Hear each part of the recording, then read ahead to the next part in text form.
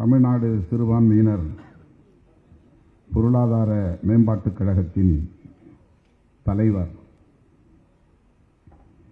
மதிப்பிற்குரிய அண்ணன் பெர்னாண்டஸ் ரத்தினராஜா அவர்களுக்கு நடைபெற்றுக் கொண்டிருக்கிற இந்த பாராட்டு விழாவை தலைமை வகித்து சிறப்பித்துக் கொண்டிருக்கிற வழக்குரைஞர் திராவிடன் விஜய் போஸ் அவர்களை, முன்னிலை வகித்து சிறப்பித்துக் கொண்டிருக்கிற ரூபஸ் ஜெயராஜ் அவர்களை, சிறுத்தை நிர்மல் ஜான் மேஷாக் அவர்களை, வாழ்த்தி உரையாற்றி விடைபெற்று சென்றிருக்கிற திராவிட முன்னேற்றக் கழகத்தின் அமைப்பு செயலாளர் மேனாள் நாடாளுமன்ற உறுப்பினர் அண்ணன் RS பாரதி அவர்களை, வாழ்த்தி உரையாற்றி அமர்ந்திருக்கிற கிறிஸ்தவ நல்லெண்ண இயக்கத்தின் தலைவர் சட்டமன்ற உறுப்பினர் அண்ணன் இனிகோ இருதயராஜ் அவர்களை, திராவிட முன்னேற்றக் கழகத்தின் சட்டத்துறை இணை செயலாளரும் சட்டமன்ற உறுப்பினருமான அன்பு இளவல் இ பரந்தாமன் அவர்களை, மனிதநேய மக்கள் கட்சியின் பொதுச் செயலாளர் சட்டமன்ற உறுப்பினர் அன்பு சகோதரர் அப்துல் சமத் அவர்களை, இந்திய யூனியன் முஸ்லீம் லீக் கட்சியின் சார்பில் இங்கே வாழ்த்தி உரையாற்றி அமர்ந்திருக்கிற திருமதி ஃபாத்திமா முசாஃபர் அவர்களை, தலித் கிறிஸ்தவர் கூட்டமைப்பை தலைவர் திருமதி விஜிலா சத்யானந்த் அவர்களை, தலித் கிறிஸ்தவர் கூட்டமைப்பின் தலைவர் அண்ணன் முனைவர் மேரி ஜான் அவர்களை, இந்த நிகழ்வில் பங்கேற்று உரையாற்றி அமர்ந்திருக்கிற தமிழ்நாடு பௌத்தர்கள் சங்க பேரவையின் தலைமை ஒருங்கிணைப்பாளர், விடுதலை சிறுத்தைகள் கட்சியின் துணை பொதுச் செயலாளர் தோழர் கௌதம சன்னா அவர்களை, ஓவிய கவிஞர் நா வீரமணி அவர்களை, வா பிரபு அவர்களை, வழக்குரைஞர் வசந்த் அவர்களை மற்றும் ரெவரன் ஜெய்சிங் பிரின்ஸ் பிரபாகரன் அவர்களை, ரெவரன் ராயப்பன் செல்லையா அவர்களை, ரெவரன் பர்னபாஸ் அவர்களை, reverend doctor Peter Paul Thomas அவர்களை, ரெவரன் ஸ்டான்லி ஜோஸ் அவர்களை, ரெவரன் டாக்டர் கிறிஸ்டின் சாம்ராஜ் அவர்களை மற்றும் இந்த நிகழ்வில் பங்கேற்று இதனை சிறப்பித்துக் கொண்டிருக்கிற விடுதலை சிறுத்தைகள் கட்சியின் கிறிஸ்தவ சமூக நீதி பேரவையின் மாநில செயலாளர் தம்பி புனித அரசு அவர்களே, துணை பொதுச் செயலாளர் ரஜினிகாந்த் அவர்களே மற்றும் இயக்கத்தின் முன்னோடிகளே, வருகை தந்திருக்கிற கிறிஸ்தவ பெருங்குடி மக்களே, உங்கள் அனைவருக்கும் என்னுடைய பணிவார்ந்த வணக்கத்தை தெரிவித்துக் கொள்கிறேன். மதிப்பிற்குரிய அண்ணன் பெர்னாண்டஸ் ரத்தினராஜா அவர்களுக்கு விடுதலை சிறுத்தைகளின் சார்பில் எனது நெஞ்சார்ந்த வாழ்த்துக்களையும் பாராட்டுகளையும் தெரிவித்துக் கொள்கிறேன். அண்ணன் அவர்கள் இந்த பொறுப்பை ஏற்கிற அளவுக்கு மாண்புமிகு முதல்வர் அவர்களின் நெஞ்சத்தில் இடம் பிடித்திருக்கிறார். அவருடைய நம்பிக்கைக்கு பாத்திரமானவராக வளர்ந்திருக்கிறார். அதைத்தான் இங்கே பேசிய அனைவரும் சுட்டிக்காட்டி வாழ்த்தி இருக்கிறார்கள். ஆனால் இனிகோ இருதயராஜ் அவர்கள் பேசுகிற போது வெளிப்படையாக சில செய்திகளை நம்மோடு பகிர்ந்து கொண்டார். கிறிஸ்தவ சமூக கட்டமைப்புக்குள் தலித்துகள் பெரும்பான்மையாக இருந்தாலும் கூட அவர்கள் அதிகார மையத்தை நெருங்குவதற்கு எவ்வளவு போராட வேண்டியிருக்கிறது என்பதை மேலோட்டமாக சொன்னாலும் மனதில் பதியும்படி சொன்னார். அந்த போராட்டத்தில் வெற்றி பெற்று படிப்படியாக அவர் ஒவ்வொரு நிலைக்கும் உயர்ந்து CSIயினுடைய மிக உயர்ந்த அவையில், சினாட் என்கிற மிக உயர்ந்த அவையில் பொதுச் செயலாளராக இருக்கையில் அமர்ந்து, அந்த ஆட்சி பீடத்தில் அமர்ந்து பணியாற்றக்கூடிய அளவுக்கு வளர்ந்திருக்கிறார் என்பதை நாம் பாராட்டாமல் இருக்க முடியாது. அதற்கு எந்த அளவுக்கு அவர் இடர்களை சந்தித்திருக்க நேர்ந்திருக்கும், எவ்வளவு போராட்டங்களை கடந்து முன்னேறியிருப்பார். இதையெல்லாம் நாம் விவரித்தால் மணிக்கணக்கிலே பேச வேண்டியிருக்கும். பொதுவாக அதிகாரத்தை நோக்கி பயணிக்கிற போது எல்லோருக்கும் இத்தகைய போராட்டம் இருக்கத்தான் செய்யும். ஆனால் தலித் என்கிற ஒரு அடையாளம் கூடுதலான சுமையாக மாறுகிறது, பெருஞ்சுமையாக மாறுகிறது. பெரும்பாலும் கவனிப்பாரற்ற நிலையிலே இவர்கள் இருப்பார்கள். அந்த உரிமையை அதிகாரத்தை நோக்கி முன்னேறுகிற போது பெரும் சிக்கல்களை, நெருக்கடிகளை, வதந்திகளை, அவதூறுகளை சந்திக்க நேரிடும். அவற்றையெல்லாம் முறியடித்து அனைத்து தரப்பாரின் நன்மதிப்பை பெற்று ஜனநாயக சக்திகளின் ஆதரவை பெற்று ஆட்சி பீடம் என்கிற புள்ளிக்கு வருவதற்கு பெரும்பாடுபட வேண்டியிருக்கும். அப்படி பெரும்பாடுபட்டு ஒரு உயர்ந்த புள்ளியில் அண்ணன் ரத்தினராஜா அவர்கள் வந்து அமர்ந்த நிலையில்தான் இன்றைக்கு மாண்புமிகு முதல்வர் அவர்களின் நம்பிக்கையை பெற்று இந்த அமைப்பின் தலைவராகவும் பொறுப்பேற்றிருக்கிறார். திருமாவளவனும் பரிந்துரைத்தார் என்று அண்ணன் இனிக்கோ இருதராஜ் இங்கே பதிவு செய்தார். எல்லா பரிந்துரைகளும் செல்லுபடியாவதில்லை. பரிந்துரைக்கப்படுகிற நபரும் அதற்கு தகுதியாக இருந்தால்தான் அது செல்லுபடியாகும். எவ்வளவோ பேருக்கு நாம் பரிந்துரைக்கிறோம். அவ்வளவு பரிந்துரைகளையும் திருமாவளவன் சொல்லிவிட்டார் என்று செய்துவிட முடியாது. பரிந்துரைக்கப்படுகிற நபர் அதற்கு தகுதியானவராக இருக்கிறாரா, நம்பிக்கைக்குரியவராக இருக்கிறாரா, மக்கள் நலனில் அக்கறை உள்ளவராக இருப்பாரா என்பதையெல்லாம் ஆய்வு செய்யாமல் முதலமைச்சராக இருந்தாலும் அவருக்கு துணை நிற்கக்கூடிய யாராக இருந்தாலும் முடிவு செய்ய மாட்டார்கள். ஆகவே இந்த பொறுப்புக்கு அவரை தேர்வு செய்திருக்கிறார் முதலமைச்சர் என்று சொன்னால் இந்த இருக்கையில் அமர்ந்து சிறப்பாக செயல்படுகிற வல்லமை அண்ணன் பெர்னாண்டஸ் ரத்தினராஜா அவர்களுக்கு உண்டு என்பதை மாண்புமிகு முதலமைச்சர் அவர்கள் உணர்ந்துதான் இந்த வாய்ப்பை தந்திருக்கிறார்.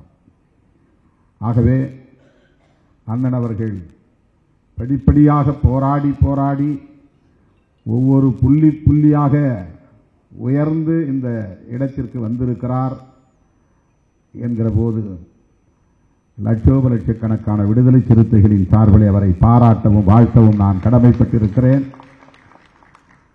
இந்த பொறுப்பு இப்படி ஒரு அமைப்பு இருப்பதே பலருக்கு தெரியாது. நம்முடைய தோழர்கள் சொன்னதைப் போல இப்படி ஒரு அமைப்பு இருப்பதே பலருக்கு தெரியாது. ஏன் கிறிஸ்தவ சமூகத்திற்கே தெரியாது.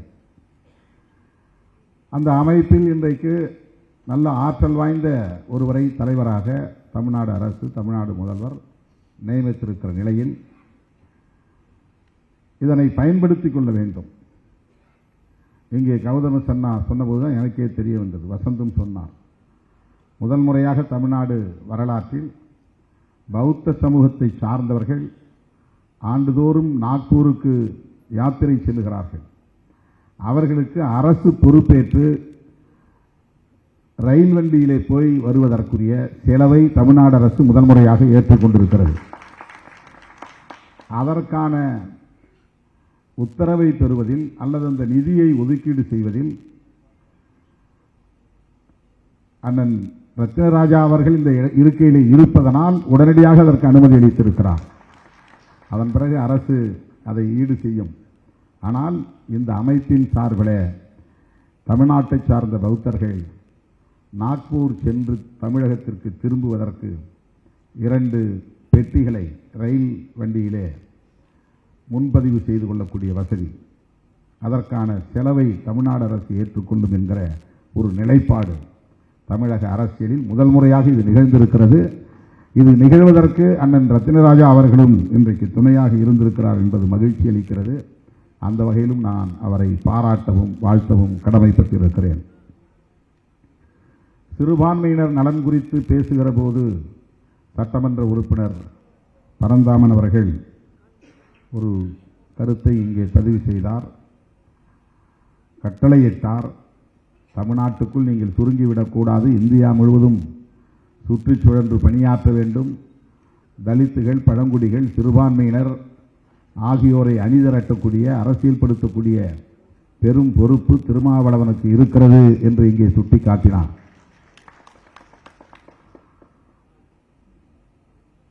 அந்த நோக்கில் கடந்த 4 நூற்றாண்டுக்கு மேலாக இந்த இயக்கம் பணியாற்றி வருகிறது. நான் தலைமை பொறுப்பேற்ற நாளிலிருந்து தென்னிந்திய மாநிலங்கள் கர்நாடகா, ஆந்திரா, தெலுங்கானா, கேரளா போன்ற மாநிலங்களுக்கு தொடர்ந்து சுற்றுப்பயணம் மேற்கொண்டு வருகிறேன். அங்குள்ள மக்களின் பிரச்சனைகளுக்காக இறங்கி போராடியும் வருகிறேன். இங்கே போராடுவது போல் நான் ஆந்திராவில் நடக்கிற வன்கொடுமைகளை கண்டித்து பல போராட்டங்களில் பங்கேற்றிருக்கிறேன். லட்சுமிபேட்டை என்கிற இடத்தில் ஒரு விடியற் காலையில் ஒரு சமூக குடியிருப்புக்குள்ளே புகுந்து தாக்குதல் நடத்தி 5 பேரை படுகொலை செய்த போது ஸ்ரீகாகுளம் மாவட்டத்தில் உடனடியாக அந்த பகுதிக்கு சென்று அந்த மக்களுக்கு ஆறுதல் சொல்லிவிட்டு மருத்துவமனையில் இருந்தவர்களுக்கு எங்களாலான சிறிய உதவியையும் செய்து நிதி உதவியையும் செய்துவிட்டு அங்கே ஒரு மாபெரும் கண்டன பொதுக்கூட்டத்திலும் பங்கேற்றிருக்கிறேன். அதுபோல ஆணவ கொலைகள் நடக்கிற இடங்களுக்கு நேரடியாக சென்று மக்களை சந்தித்து ஆறுதல் சொல்லிவிட்டு அவர்களுக்கு விடுதலை சிறுத்தைகள் கட்சியின் சார்பிலே நிதி உதவியும் செய்திருக்கிறோம். நாடாளுமன்றத்திலும் அதே போல ஆந்திராவில் நடந்த ஒரு ஆணவ கொலை தொடர்பாக சுட்டிக்காட்டி பேசியிருக்கிறேன். ஆந்திரா, தெலுங்கானா மட்டுமல்ல, கர்நாடகாவிலே கம்பாலப்பள்ளி என்கிற இடத்தில் 25 ஆண்டுகளுக்கு முன்பு 7 பேர் படுகொலை செய்யப்பட்டார்கள் கேஜிஎஃப்ல. அந்த 7 பேர் படுகொலையை கண்டித்து ஆயிரக்கணக்கானவர்களை திரட்டி சட்டமன்றத்தை நோக்கி, கோட்டையை நோக்கி பேரணி நடத்திய இயக்கம் விடுதலை சிறுத்தைகள் கட்சி. அப்படி எல்லா இடங்களிலும், மராட்டிய மாநிலத்திலும் கூட பல்வேறு பிரச்சனைகளை ஒட்டி போராட்டங்களில் பங்கேற்கிறோம், மக்களோடு களத்தில் நிற்கிறோம். இது எம்முடைய தலைமையை அகில இந்திய அளவிலே விரிவுபடுத்த வேண்டும் என்கிற நோக்கில் அல்ல, பாதிக்கப்பட்டோர் பக்கம் நிற்க வேண்டும் என்கிற அந்த ஒற்றை நிலைப்பாடுதான். சிறுபான்மையினம் எங்கே பாதிக்கப்பட்டாலும் அங்கே போய் களத்திலே நின்றிருக்கிறோம். சிஏஏ சட்டம் கொண்டு வந்தபோது ஆந்திராவிலும் கர்நாடகாவிலும் நடைபெற்ற இஸ்லாமியர்களின் ஆர்ப்பாட்டங்களில், பல ஆர்ப்பாட்டங்களில் நான் பங்கேற்றிருக்கிறேன். மேங்களூரில் நடைபெற்ற பல நிகழ்ச்சிகளில் நான் பங்கேற்றிருக்கிறேன். கேரளாவிலே பல நிகழ்ச்சிகளில் பங்கேற்றிருக்கிறேன். இதுவெல்லாம் ஊடகங்களில் பதிவானதில்லை. அதற்கு ஊடகங்கள் பெரிய முக்கியத்துவமும் தருவதில்லை, நாமும் அதை பொருட்படுத்துவதில்லை. அப்படித்தான் இன்றைக்கும் திராவிட முன்னேற்றக் கழகத்தின் தலைமையிலான கூட்டணியில் விடுதலை சிறுத்தைகள் கட்சி இணைந்து 7 ஆண்டுகளுக்கு மேலாக தொடர்ந்து பயணித்துக் கொண்டிருக்கிறது. ஆளும் கட்சி கூட்டணியில் நாங்கள் இருக்கிறோம் என்றாலும் கூட பாதிக்கப்படுகிற மக்களின் குரலை தொடர்ந்து ஒலித்து வருகிறோம், போர்க்குரலை எழுப்பி வருகிறோம். இந்த புரிதல் திமுகவுக்கும் உண்டு, விடுதலை சிறுத்தைகளுக்கும் உண்டு. இதுதான் அரசியல் முதிர்ச்சி என்பது. கூட்டணியில் இருப்பதனால் உரிமை குரல் எழுப்பக்கூடாது என்று ஒருபோதும் திமுக நினைக்காது. முத்தமிழறிஞர் கலைஞர் எல்லாவற்றுக்கும் முத்தாய்ப்பாக பல முழக்கங்களை அப்போதே உருவாக்கி இருக்கிறார். உரிமைக்கு குரல் கொடுப்போம், உறவுக்கு கை கொடுப்போம். இது முத்தமிழறிஞர் கலைஞரின் ஒரு முழக்கம். ஆகவே இது எல்லோருக்கும் பொருந்தும். நாங்கள் உறவுக்கு கை கொடுத்து நிற்கிறோம், அதே நேரத்தில் உரிமைக்கு போர்க்குரல் எழுப்புகிறோம். அதுதான் மது ஒழிப்பு மாநாடு. மது ஒழிப்பு மாநாட்டை பற்றி பலரும் இன்றைக்கு விமர்சிக்கிறார்கள். எப்படி திமுக பிரதிநிதிகள் வந்து பங்கேற்கலாம் என்று. திமுகவே அந்த முடிவு செய்கிறது என்றால் திமுகவுக்கு அரசியல் தெரியாமல் அந்த முடிவை செய்யாது. 75 ஆண்டு காலம் தமிழக மண்ணில் இந்திய அரசியல் களத்தில் பெரும் தாக்கத்தை ஏற்படுத்தி வருகிற ஒரு இயக்கம், பவள விழா கொண்டாடி இருக்கிற இயக்கம், தந்தை பெரியார், பேரறிஞர் அண்ணா, முத்தமிழறிஞர் கலைஞர் போன்ற தலைவர்களால் பண்படுத்தப்பட்ட, வழிநடத்தப்பெற்ற ஒரு இயக்கம். அந்த இயக்கம் இன்றைக்கு தொடர் வெற்றிகளையும் பெற்று வருகிறது. மக்கள் செல்வாக்கில்லாமல், ஆதரவில்லாமல் இப்படி தொடர் வெற்றிகளை பெற முடியாது. பெரியார் காலத்திலிருந்தே திராவிட அரசியலுக்கு எதிரான சதிவலை பின்னப்பட்டது. அண்ணா காலத்திலேயே திமுகவை அழித்தொழிக்க வேண்டும் என்று எவ்வளவோ முயற்சிகளை மேற்கொண்டார்கள். கலைஞர் காலத்தில் அதைவிட கடுமையாக திமுகவுக்கு எதிராக, குறிப்பாக கலைஞருக்கு எதிராக எவ்வளவோ அவதூறுகள் பரப்பப்பட்டன.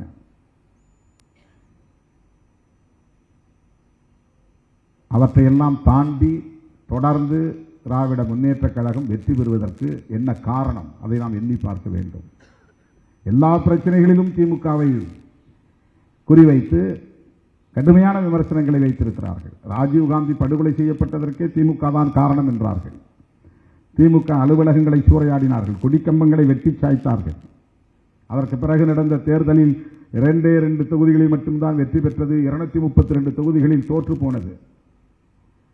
எப்படி மீண்டும் உயிர் பெற்றது? எம்ஜிஆர் கட்சியை விட்டு வெளியேறிய போது மிகப்பெரிய பிளவை சந்தித்தது திமுக. இனி அவ்வளவுதான் என்று சொன்னார்கள். மறுபடியும் திமுக எப்படி உயிர் பெற்றது, உயிர் தெழுந்தது, எண்ணி பார்க்க வேண்டும். வைகோ போன போது அவ்வளவுதான், முடிந்தது. எல்லா மாவட்ட செயலாளர்களும் 18 மாவட்ட செயலாளர்கள் அவர் பின்னால் போய்விட்டார்கள், இளைஞர்கள் போய்விட்டார்கள். இனி அவ்வளவுதான் திமுக என்ற ஒரு கணிப்பு இருந்தது. ஆனாலும் மறுபடியும் திமுக உயிர் தெழுந்தது. மிசா காலத்திலே மிகப்பெரிய நெருக்கடியை சந்தித்தது. முன்னணி தலைவர்கள் எல்லாம் வேட்டையாடப்பட்டார்கள். இனி அவ்வளவுதான் இந்த கட்சி என்று 76, 77 பேசப்பட்டது. இதெல்லாம் அரசியல் களத்தில் இருப்பவர்கள் புரிந்து கொள்ள வேண்டும் என்பதற்காக சொல்லுகிறேன். இது திமுகவுக்கு வக்காலத்து வாங்குகிற பேச்சு அல்ல. ஒரு இயக்கம் எப்படியெல்லாம் போராடி மீண்டும் மீண்டும் உயிர்த்தெழுந்து நிற்கிறது களத்தில் என்பதை புரிந்து கொள்ள வேண்டும். வெறும் விமர்சனங்களால் ஒரு இயக்கத்தை வீழ்த்திவிட முடியாது. அவதூறுகளால் ஒரு இயக்கத்தை வீழ்த்திவிட முடியாது. வதந்திகளால் ஒரு இயக்கத்தை வீழ்த்திவிட முடியாது. அவ்வளவு அவதூறுகளையும் தாண்டி போட்டியிட்ட அத்தனை தேர்தல்களிலும் தொடர்ந்து வெற்றி பெற்ற ஒரு தலைவர் இந்தியாவில் முத்தமிழறிஞர் கலைஞர் அவர்கள் மட்டும்தான். அத்தனை தேர்தல்களிலும் வெற்றி பெற்றார். திமுக ஆட்சியை இழந்திருக்கலாம், தோல்வியை அடைந்திருக்கலாம். ஆனால் மறுபடியும் அவர் போட்டியிட்ட அனைத்து தேர்தல்களிலும் வெற்றி பெற்றார். ஈழத் தமிழர்களுக்கு எதிரான இனப்படுகொலை நடந்த நேரத்தில் எவ்வளவு பெரிய விமர்சனம் காங்கிரஸோடு நின்றது. காங்கிரசுக்கும் திமுகவுக்கும் எதிரான கடுமையான விமர்சனம் இருந்தது. ஆனால் அந்த 2009 தேர்தலிலும் திமுக, காங்கிரஸ், விசிக கூட்டணி 28 இடங்களுக்கு மேல் வெற்றி பெற்றது. 30 இடங்கள் கிட்டத்தட்ட வெற்றி பெற்றது. எப்படி தமிழ்நாட்டு மக்கள் இவ்வளவு விமர்சனங்களையும் தாண்டி இந்த கட்சிக்கு வெற்றியை தருகிறார்கள்? எப்படி 6வது முறையாக ஒரு ஆட்சி பீடத்திலே அமர முடிந்தது? இயக்கம் நடத்துகிறவர்களுக்கு இந்த புரிதல் தேவை. நான் ஒரு கட்சியின் தலைவர் என்கிற முறையில் இந்த ஒரு ஆய்வை முன்வைக்கிறேன். இது ஒரு ஆய்வு தான், இது ஒரு அனாலிசிஸ், இது ஒரு பொலிட்டிக்கல் அனாலிசிஸ். இவ்வளவு கடுமையான விமர்சனங்களை தாண்டி ஒரு இயக்கம் எப்படி மீண்டும் மீண்டும் ஆட்சி பீடத்தில் அமர முடிகிறது, தொடர் வெற்றிகளை பெற முடிகிறது என்றால் மக்களுக்கும் அவர்களுக்கும் இடையே உள்ள நெருக்கம்தான். மக்களோடு அவர்கள் களத்திலே இணைந்து நிற்கிற அந்த இணக்கம்தான். அப்படிப்பட்ட அந்த இயக்கத்தோடு இன்றைக்கு விடுதலை சிறுத்தைகள் கட்சி கூட்டணி வைத்திருக்கிறது. போகிற போக்கில் அற்பர்கள் வீசுகிற விமர்சனம் 2 இடங்களுக்காக 3 இடங்களுக்காக, தேர்தல் களத்திலே 2 இடங்களுக்காக 3 இடங்களுக்காக இருக்க வேண்டும் என்று நான் கருதினால் எந்த கதவையும் மூடக்கூடாது. நான் பாமகவோடு எனக்கு உறவில்லை, பாஜகவோடு சேரமாட்டோம் என்றெல்லாம் நான் கதவை மூடக்கூடாது. சராசரியான அரசியல்வாதியாக இருந்தால் நான் எல்லா கதவைகளையும் மூடிவிட்டு தேர்தல் அரசியலில் நிற்கிறேன் என்று சொன்னால் அதற்கு நாங்கள் ஏற்றுக்கொண்ட கொள்கையில் உறுதியாக இருக்கிறோம். அந்த கொள்கைதான் எங்களுக்கு முதன்மையானது என்கிற அடிப்படையில் தான். ஒரு டிப்பிக்கல் பொலிட்டிஷியன் அப்படி செய்ய முடியாது. அதான் ஓப்பன் பண்ணி வச்சுக்கணும். நாளைக்கு நாங்கள் பிஜேபியோடும் போவோங்கிற ஒரு பயம் இருந்தால் தான் திமுக கூட்டணியில் எங்களால் பேச முடியும். பாமகவோடு சேர முடியும் என்ற கதவை நான் திறந்து வைத்திருந்தால் தான் ஒரு கூட்டணியில் எங்களால் நீங்கள் நினைப்பதைப் போல அந்த பேரத்தை பேச முடியும். ஆனால் அதையெல்லாம் நாங்கள் மூடி வைக்கிறோம், தெரிந்துதான் செய்கிறோம், வேண்டாம் என்று சொல்லுகிறோம். இதற்கும் ஒரு துணிச்சல் தேவை. அந்த துணிச்சல் விடுதலை சிறுத்தைகள் கட்சிக்கு உண்டு. இன்றைக்கும் நான் காஞ்சிபுரத்திலே சொன்னேன், அதுவும் நான் சொன்னதல்ல, தமிழர் தலைவர் சொன்னது. முத்தமிழறிஞர் கலைஞரை வைத்துக் கொண்டு என் பொன்விழாவிலே 50வது ஆண்டு நிறைவு விழாவிலே காமராஜர் அரங்கத்தில் நடைபெற்ற நிகழ்ச்சியில் பேசும்போது அவர் பேசினார், பல கூட்டங்களில் பேசினார். திகாவும் திமுகவும் இரட்டை குழல் துப்பாக்கி, இதுதான் கடந்த கால பழமொழி. இப்போது நான் சொல்லுகிறேன், விசிக 3வது குழல், அந்த துப்பாக்கியின் 3வது குழல் என்று சொன்னார். இதை சொல்லுவதற்கு நான் பெருமைப்படுகிறேன். ஏன், எப்படி சொல்ல முடியும்? மற்ற கட்சி கூட்டணி கட்சிகள் எவ்வளவோ தொடர்ந்து இயங்கக்கூடிய கூட்டணி கட்சிகளை எப்படி சொல்ல முடியுமா? விடுதலை சிறுத்தைகள் 3வது குழல் என்று சொன்னால் பெரியார் அரசியலை உள்வாங்கி இருக்கக்கூடிய அந்த லெகசி, அதுதான் பொலிட்டிக்கல் லெகசி. தோழர்களே, அப்படிப்பட்ட இந்த இயக்கம் இன்றைக்கு திராவிட முன்னேற்ற கழகத்தோடு இணைந்து பயணிக்கிறது.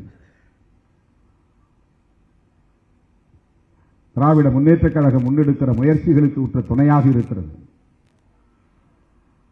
அது முன்னெடுக்கக்கூடிய அடுத்தடுத்த நகர்வுகளுக்கும் துணையாக இருக்க வேண்டும் என்று விரும்புகிறோம். அந்த களத்திலே எங்களை போன்றவர்கள் விடுக்கிற வேண்டுகோள் அங்கொன்றும் இங்கொன்றும் நிறைவேற்றப்படுகிறது என்றால் அதுவே எங்களுக்கு மகிழ்ச்சியை தருகிறது. அப்படித்தான் அண்ணன் பெர்னாண்டஸ் ரத்தினராஜா அவர்களுக்கு நாங்கள் விடுத்த வேண்டுகோள். நான் மட்டும் ரெக்கமெண்ட் பண்ணியிருக்க மாட்டேன், பலரும் ரெக்கமெண்ட் பண்ணியிருப்பாங்க. ஒரு நபர் மட்டும்தான் ஒருத்தருக்கு பரிந்துரைப்பார் அப்படின்னு இல்லை. பெர்னாண்டஸ் ரத்தினராஜா அவர்களை நான் பல ஆண்டுகளாக அறிவேன், மதுரையிலிருந்து அறிவேன். பல பிரச்சனைகளுக்காக அவரோடு நான் பேசியிருக்கிறேன். ஏறத்தாழ 20-25 ஆண்டுகளாக அவருக்கும் எனக்குமான உறவு நீடிக்கிறது. நான் மதுரையிலே அரசியல் மையம் கொண்டிருந்த காலத்தில் தலித் கிறிஸ்தவர் பிரச்சனைகள், பல பிரச்சனைகள், அந்த பிரச்சனைகளை முன்னெடுத்து செல்லுகிற போதெல்லாம் அவர் முன்னின்று தலித் மக்களுக்காக தன்னால் ஆனதை செய்திருக்கிறார், நலன்களை செய்திருக்கிறார்.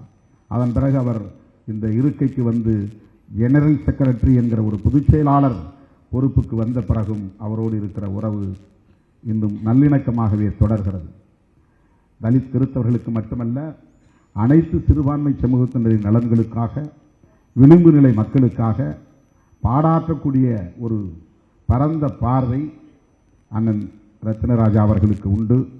இந்த பொறுப்பை நல்ல முறையிலே பயன்படுத்தி சிறுபான்மை சமூகத்தினரின் நலன்களை மேலும் மேம்படுத்துவார்.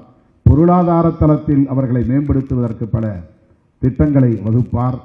முதல்வருக்கு அவர் உற்ற துணையாக இருந்து அந்த பணிகளை வெற்றிகரமாக முன்னெடுப்பார் என்கிற நம்பிக்கையோடு அவரை நெஞ்சார வாழ்த்தி வாய்ப்புக்கு நன்றி கூறி முடிக்கிறேன். நன்றி, வணக்கம்.